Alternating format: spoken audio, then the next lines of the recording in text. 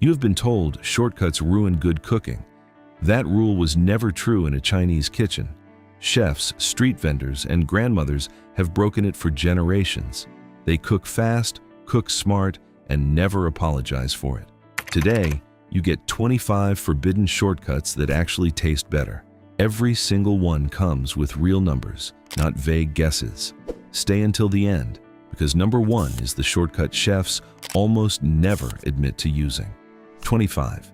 Add baking soda to meat drianza. Tenderizing meat is supposed to take hours, or so most kitchens assume. Grandmothers across Guangdong province solved that problem differently, using something already in the pantry. Dissolve half a teaspoon of baking soda in 1 tablespoon of water. Rub it into 8 ounces of thinly sliced meat. Massage it in evenly, coating every surface of the meat. Let it sit for 15 minutes, then rinse thoroughly under cold water. Baking soda causes a pH shift that loosens tightly bound proteins. That shift lets moisture stay locked in during cooking. Skip this step, and thin cuts often turn out chewy and dry. This one small step rescues cuts that would otherwise cook up tough enough to work the jaw. Pat the meat dry before it hits the pan. Cook it exactly as you normally would, with no other changes.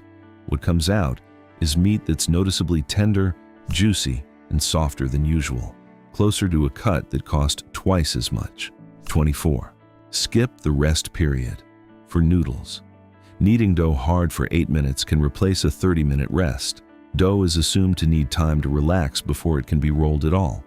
Combine 2 cups of flour with 3/4 cup of water. Knead hard, pressing the dough firmly into the counter. This forceful kneading speeds up gluten development directly, without waiting. That's the same bonding process a long rest achieves through time alone. Slap the dough against the counter every minute or so. This slapping motion builds elasticity faster than sitting ever could. Street vendors pulling noodles by hand never had 30 minutes to spare between orders. A rushed dough that's been slapped enough behaves exactly like one that sat covered on the counter. Keep working the dough until it feels smooth and springy under hand. What comes off the counter pulls thin and holds together beautifully under heat, even after a hard, fast boil. 23. Use MSG directly. Instead of slow-built stock, a 1/4 teaspoon of MSG can replace hours of stock building. Restaurant kitchens across Sichuan province have used it openly for decades. They never hide it the way home cooks sometimes assume they should. The compound activates glutamate receptors on the tongue directly. Those same receptors respond to savory notes in slow-cooked broths. Stir it in during the final 30 seconds of cooking. Taste before adding more, since a little goes remarkably far. Adding too much early can make a dish taste flat instead of deep. It also tends to mute other seasonings if it goes in before the salt and aromatics settle. Skip it entirely in delicate soups where the stock's own character should shine. What you get is a dish that tastes rounder and deeper almost instantly without another pot on the stove. 22. Deep fry twice. At 2 temperatures, frying once at a steady heat often leaves food greasy inside. That single approach cooks the outside faster than the center ever catches up. A quick first fry at 300 degrees cooks the interior through. Rest the food on a wire rack for 5 minutes. Residual heat keeps carrying through the center evenly during that rest. Then fry again at 375 degrees for 90 seconds only. That jump triggers a fast Maillard reaction across the surface. Busy char SIU counters lean on this exact 2-stage method during dinner service. The rack matters here too, since food left on paper towels can turn soggy from trapped steam underneath. The 2 stages keep the inside moist while the outside browns hard. What comes out of the oil is shatteringly crispy and tender inside, holding its crunch well past the first bite. 21. Add sugar to savory dishes. Certain savory dishes stay completely unsweetened in plenty of Western kitchens, almost as a rule. Chinese home cooks add a spoonful anyway, and the dish improves. Stir 1 teaspoon of sugar into a braise near the end. Let it dissolve fully into the simmering liquid before tasting. Sugar rounds out sharp, salty notes through caramelization as it melts. That's the same browning reaction that deepens color and flavor together. A dish that tasted flat or overly salty suddenly balances out completely. This trick works especially well in dishes built around soy sauce and vinegar.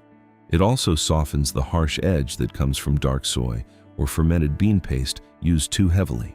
Taste as you go, since more than a teaspoon tips a small pot too sweet. What you get is a sauce that's glossy and richer than before, with none of the sweetness announcing itself. 20. Use store-bought stock as a doctored base. A carton of store-bought stock rarely tastes worth building a whole dish around. Chinese home cooks keep a carton on hand for exactly this reason. Pour 4 cups into a pot with fresh aromatics added in. Add 2 smashed garlic cloves and 1 sliced thumb of ginger. Toss in a splash of soy sauce for extra color and depth. Simmer everything together for 15 minutes straight over low heat. This short simmer relies on diffusion, moving flavor from aromatics into liquid. A few scallion whites or a smashed star anise pod push the depth further if you have them. Strain out the solids before using the stock anywhere else. Use it in soup, a braise, or a quick noodle bowl. What you get is a stock that tastes nearly homemade in 15 minutes, no roasted bones required. 19. Velvet meat. In.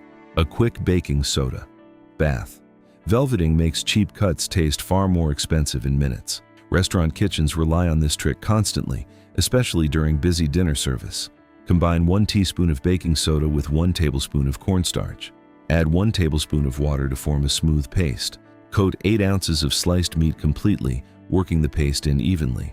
Let it sit for exactly 10 minutes on the counter. Any longer than that starts to soften the texture too much. The cornstarch forms a protective barrier through gelation as it sets. That barrier is what keeps the meat from ever touching the direct heat of the oil. Rinse briefly, then blanch the meat in warm oil for 30 seconds. What comes out of the pan is impossibly silky and smooth, the kind of texture usually reserved for takeout. Coming up at number 13, the shortcut that lets you sear meat straight from the freezer with 0 thawing required. 18. Blanch vegetables in oil instead of water. Dropping vegetables into hot oil does something plain water can't replicate. Oil transfers heat through higher thermal conductivity than water ever manages. Heat 2 cups of oil to 275 degrees on the stove. Submerge 1 cup of broccoli for exactly 30 seconds only. Remove it immediately once the color turns bright and vivid. Drain briefly on a rack instead of paper towels. A rack lets excess oil drip away without soaking back into the food. Chefs at Cantonese banquet kitchens have oil-blanched vegetables this way for generations. The oil can be strained and reused for the next batch, so almost none of it goes to waste. This locks in color far better than boiling water ever does. What you get is vegetables that are vivid, glossy, and crisp without a trace of waterlogged texture. 17. Use pre-minced garlic and ginger. With one fix, a jar of pre-minced paste saves real time on busy weeknights. Dumping the paste straight into hot oil is the default move in most kitchens. Add half a teaspoon to hot oil for 15 seconds first, alone. Let the residual moisture cook off completely before anything else joins it. That extra time triggers the same enzymatic release fresh garlic undergoes naturally. Skipping this step is why jarred paste often tastes flat or dull. Stir constantly so it doesn't scorch or turn bitter in the oil. This small fix turns a 5-second shortcut into something close to fresh. It works for both garlic paste and ginger paste equally well, and even for the two mixed together. What you get is a base that smells sharp and fragrant, not like straight jarred paste. 16. Add vinegar. At the very end, grandmothers across Shaanxi province, famous for its vinegar, finish dishes this exact way. Most cooks would already call the dish done at this point. 1 teaspoon of black vinegar stirred in during the last 10 seconds changes everything. Adding acid this late protects volatile aromatic compounds from evaporating off in the heat. That protection is what keeps the aroma sharp and bright in the pan. A dish that tasted heavy suddenly turns bright and balanced with barely any effort. This works especially well in braises built around fattier cuts of meat. It also helps cut through oil-heavy sauces that feel too rich. Even a few drops added off the heat can rescue a sauce that reduced down too thick. Taste immediately, Since the brightness fades, the longer the dish sits. What you get is a dish that's sharper and far more balanced. 15. Cook rice with tea instead of plain water. Some home cooks swap water for something more fragrant entirely when the rice cooker comes out. Rice water almost never gets a second thought in most kitchens. Brew 2 cups of green tea and let it cool slightly first. Use it in place of water for 1 cup of rinsed rice. Cook it exactly as you would with plain water, no other changes. Tannins in the tea interact with the rice's surface starches directly. That interaction adds a faint bitterness that balances richer dishes served alongside it. Use a lighter tea like jasmine for a gentler, more delicate result. Stronger teas can easily overpower a simple bowl of rice, so start light before going bolder next time. What comes out of the cooker is fragrant and faintly floral throughout, good enough to eat on its own. 14. Use cornstarch slurry. Instead of a slow reduction, reducing a sauce for 20 minutes isn't always necessary or realistic. Most weeknight dinners simply don't have that kind of time to spare. Mix 1 tablespoon of cornstarch with 2 tablespoons of cold water. Stir until no dry lumps remain anywhere in the mixture. Stir it into a simmering sauce and cook for 90 seconds. This works through gelatinization, where starch molecules swell and trap liquid. The sauce goes from watery to clinging almost instantly right in front of you. Add the slurry slowly rather than dumping it in all at once. Stir constantly, since a slurry left alone tends to clump and separate. A sauce that thickens too fast can always be loosened with a splash more stock. What you get is a glossy sauce in a fraction of the time. 13. Sear meat, straight from the freezer. Frozen meat is supposed to thaw before it ever touches a hot pan, according to most cookbooks. A thin slab, no more than 1 inch thick, doesn't need to wait. Sear it directly in a hot pan with 2 tablespoons of oil already shimmering. This method limits moisture loss through fast surface coagulation as it cooks. The surface seals before internal ice has a real chance to melt. Sear 2 minutes per side without moving the meat around too much. Then, finish it over lower heat for another few minutes. This only works on thin cuts, since thicker ones cook unevenly straight from frozen. A meat thermometer takes the guesswork out if you're unsure whether the center caught up. Let the meat rest briefly once it's off the heat entirely. What comes out of the pan is deeply seared and just as tender. 12. Use canned bamboo shoots with a fix. Canned bamboo shoots carry a tinny edge. Fresh ones never have straight from the ground. Most people just drain the can and toss it straight into the wok. Blanch them in boiling water for 2 minutes before cooking with them at all. That short blanch drives off residual compounds through simple leaching into the water. Drain completely afterward and pat them dry with a clean towel. This turns a convenient can into something close to fresh bamboo. Skip it, and that metallic edge stays noticeable in the final dish. It shows up most clearly in lighter, broth-based dishes with less seasoning. A second quick rinse under cold water helps if the tinny taste is especially strong. Slice the blanched pieces thin before adding them to your wok. What you get is bamboo shoots that taste clean and genuinely crisp. 11. Add peanut butter. Instead of grinding your own paste. Grinding raw peanuts into paste takes a processor and real time most nights don't allow. 1 tablespoon of peanut butter delivers nearly the same richness in seconds flat. The fat carries flavor through emulsification, binding oil and liquid together smoothly. Warm it slightly before stirring it into a hot sauce base already simmering. A cold spoonful can seize up unpleasantly the moment it hits the heat. Balance the richness with a splash of soy sauce and rice vinegar. This keeps the sauce from tasting overly sweet or one-dimensional on the palate. Whisk continuously, since peanut butter separates quickly if left sitting still. Natural peanut butter works best here, since the added sugar in some brands can throw off the balance. It works especially well in dan dan noodles and quick peanut sauces. What you get is a sauce that's creamy and rich, almost instantly. 10. Use a pressure cooker to cheat. Hours off. A braise. A pork braise that takes 3 hours can finish in 40 minutes flat. Chinese home cooks treat pressure cookers as serious tools, not shortcuts. Sear the meat first, 3 minutes per side, before sealing anything up. Add 2 cups of stock with your usual braising spices mixed in. Seal the lid and cook on high pressure for 35 minutes straight. The sealed pot raises the boiling point through elevated internal pressure. That elevated pressure pushes heat into the meat far faster than an open pot. Release the pressure naturally for 10 minutes before ever opening the lid. A fast release right away can toughen the meat at the last moment. The braising liquid left behind reduces beautifully on the stove while the meat rests. What comes out of the pot is deeply tender in a fraction of the time. 9. Finish stir fries with a raw egg yolk. Reaching for more sauce is the usual fix when a finished dish needs richness. Crack one raw yolk over a hot stir fry the moment it's off the heat. Stir it through immediately while the pan still holds its warmth. The yolk thickens through denaturation, the same heat-triggered protein change that sets a fried egg. Street vendors across Taiwan finish certain fried rice dishes this exact way. Residual heat cooks the yolk just enough without ever fully scrambling it. This only works off the direct flame, since real heat turns it grainy. Skip this step entirely in anything meant to be served cold. A yolk from a fresher egg holds its shape better and coats the rice more evenly. Work quickly, since the yolk sets faster than most people expect. What you get is a stir fry that's glossier and noticeably richer. If this list has been useful so far, hit subscribe, because number 4 reveals a technique most people would swear doesn't belong in a Chinese kitchen at all.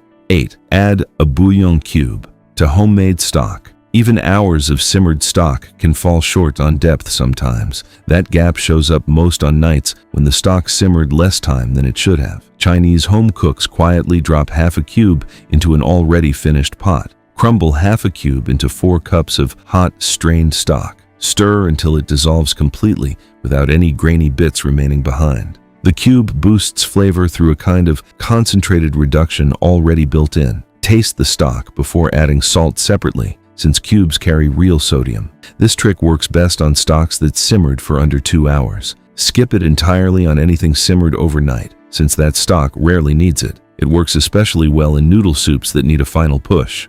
What you get is a stock that tastes rounder and noticeably deeper. 7.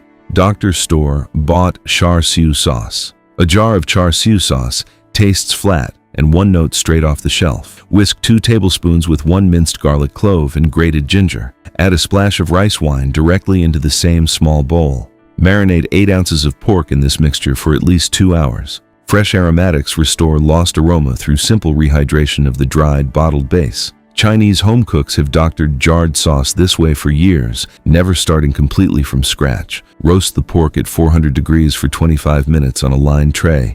Baste it halfway through with the remaining sauce mixture for extra shine. A final minute under the broiler adds the sticky charred edge a jar alone can't produce. Let it rest for 5 minutes once it comes out of the oven. What comes out tastes far more complex than the jar ever promised alone. 6. Use the microwave to steam vegetables.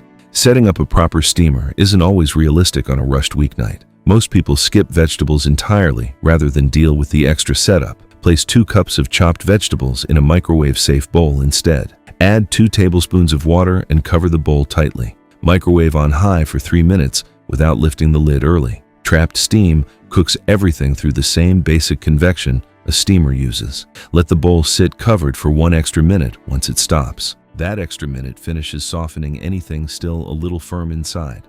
Denser vegetables like broccoli stems may need an extra 30 seconds beyond that. Drain off any excess water pooled at the bottom before serving. What you get is vegetables that are tender and nearly indistinguishable from steamed. 5. Deglaze a wok with cheap rice. Wine. An expensive bottle isn't necessary just for deglazing a hot pan. Home cooks across Fujian province keep a cheap bottle for exactly this job. Pour 2 tablespoons along the hot edge of the wok directly. The wine hits hot metal and lifts stuck bits through fast evaporation. Swirl the wok immediately as it hisses and starts to lift. Scrape the loosened bits into the sauce before they burn onto the metal. Alcohol content matters more than price when lifting flavor off a hot surface. A splash of water works in a pinch, though it lifts far less flavor than wine does. Save anything premium in the cabinet strictly for drinking, not for cooking. Use this moment right after searing, just before your sauce goes in.